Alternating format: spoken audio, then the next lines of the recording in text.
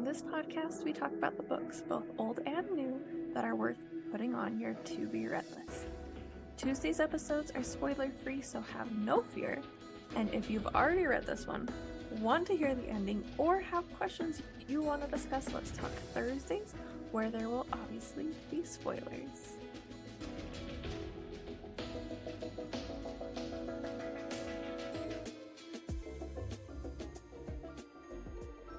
Hey everyone, it's Angela, and it is Tuesday, and today we're going to be talking about Snowflakes and Shenanigans by Audra, which was released last week, November 7th. It's part of a multi-author series called Once Upon a Christmas Storm, but this series can be read in any order, so this is technically the second one in the series, but it's the only one I've read. But I will definitely be getting the rest of them read in the near future because this one was just so freaking adorable. And you're going to love it. So, let me read you the back cover synopsis. Leah Thompson was hoping for a quiet weekend at her friend's before Christmas arrived. Instead, she finds herself trapped at home in a snowstorm with her childhood nemesis and her brother's best friend, Owen Turner. While nemesis may seem too strong of a word to some, in her mind it is a perfect reflection of all the years Owen has played tricks on her during their childhood. Just when she thinks they can spend the weekend in peace, he pulls one of his stunts yet again, and now it is war. Owen has been planning on an enjoyable, relaxing weekend at his favorite family's house over Christmas. He has worked hard as of late to show his father that he was ready to help expand their cut glass shop by opening another store. In return, work has become his life and he welcomed a small respite. But during his visit, his friend's younger sister, Leah, begins to cause some trickery of her own and he decides to rise to the occasion.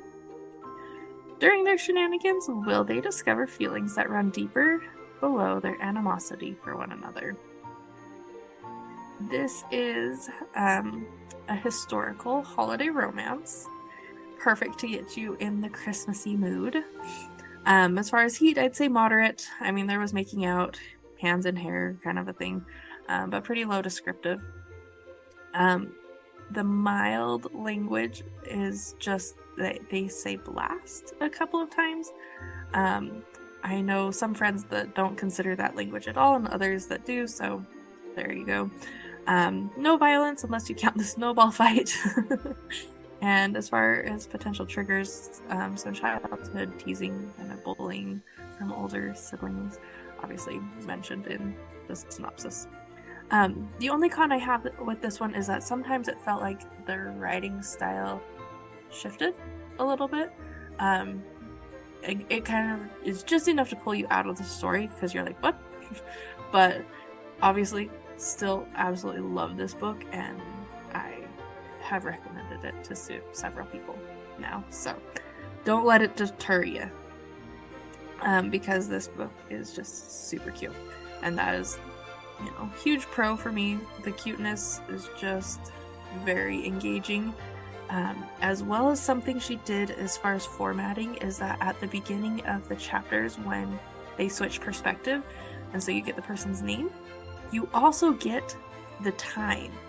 So we'll say like first day afternoon or day to evening. And so you can actually kind of keep track of the timeline in your head a little better. And I really am a huge fan of that. Now, as far as my favorite part, it was the snowflakes. And I'm going to just say that because I don't want to ruin it for you, but perhaps grab a tissue. It was amazing. And I hope you will come over to enjoylifewithme.angela on Instagram and tell me what you think of that part of the book, or if you are planning to read this, or if you've read other parts of the series and you want to tell me which one I should read next, go ahead and go find me. It's enjoylifewithme.angela on Instagram. I'll see you on Thursday for the spoiler version of this.